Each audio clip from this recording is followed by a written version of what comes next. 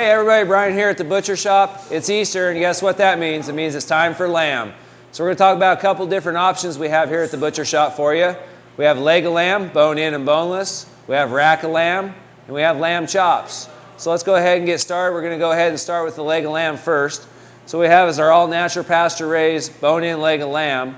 And we're going to go ahead and take this leg of lamb, trim it up and bone it out, and go ahead and make a boneless leg so we can show you both versions. So this bone-in leg probably weighs about 6 to 8 pounds right now. We can leave it with the shank on out here at this end, or we can make it with the shank off for you, whichever you prefer. We'll custom cut to order here at the butcher shop. If you don't see it in the case, just ask. A lot of times we don't have room in the case for the lamb, but we always have it in stock. So if you don't see it, please just ask. We're happy to take care of it. I'm going to start by removing some of this heavy fat off the outside.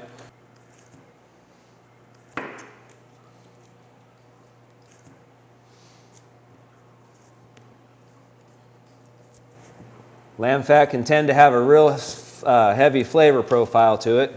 So we want to remove some of that off there to start with. Next we're going to go ahead and remove this H-bone off the side. This is also the pelvic bone. Some of you might wonder why you might want to go with the boneless version of this leg of lamb. There's a couple of reasons why. First of all, ease of slicing being the first one that comes to mind. Without the bone in there, once you cut the neck off this thing, it's going to be a real nice, easy pass through with your knife sharp kitchen knife. Go ahead and slice this up into portions. Back across the top. Okay, so touching on the bone inside of things, a lot of people like the fact that the bone is in there for that extra flavor, more traditional. It's going to be a little bit more difficult to slice, but not that much more difficult. But a lot of folks do like the fact that it has the bone in there. Also with the bone in, you have the advantage of having the shank on there. Now some people like to take the shank separated out. They can braise these or stew them or do something of that matter if they like. But there's lots of options involved when it comes to these leg of lambs. Possibilities are just endless depending on what kind of creativity or what kind of things you'd like to try. Okay, so now that we have this leg boned out, we're going to go ahead and put it in our net here so that we can get this all nice and tight so that it cooks nice and uniform for you. Just going to take this leg, throw it through the net.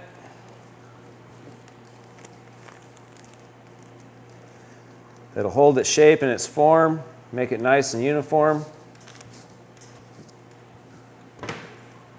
And there you go, you have a nice boneless leg of lamb, a lot smaller, a lot easier to slice and tie than the bone-in version. Beautiful piece of meat. It's going to be fantastic on your plate.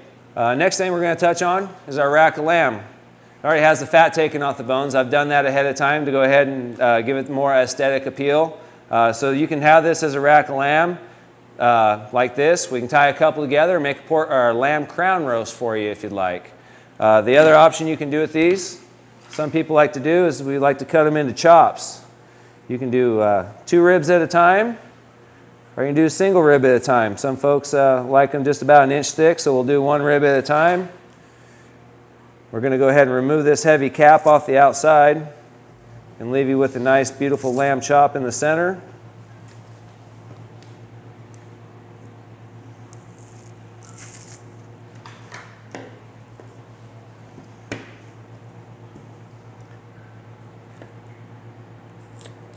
Now you might wonder why I'm taking the fat off of these chops versus leaving it on for the roast. The reason we do that is typically when you roast it, it's going to cook a little longer than a chop.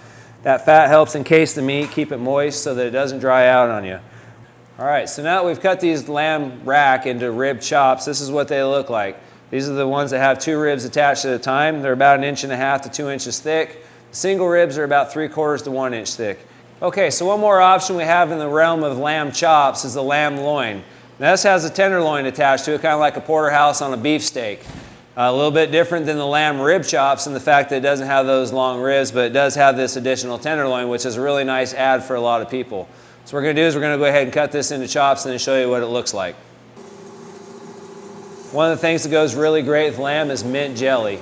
We have mint jelly to complement your lamb here at the butcher shop. We also have all the potatoes, carrots, all the fixings you need for a complete meal.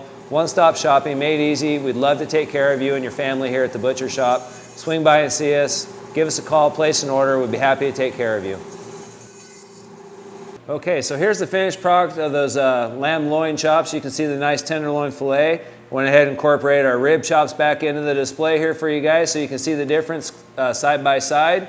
But again, these are your lamb chops. These are some of the things we can do for you here at the butcher shop. Love to see you in the store. Give us a call, place an order. Let us take care of you next time you need some nice lamb. From myself and the entire Butcher Shop family, we want to thank you for your continued support. Have a lovely Easter. Enjoy your family and have a great day.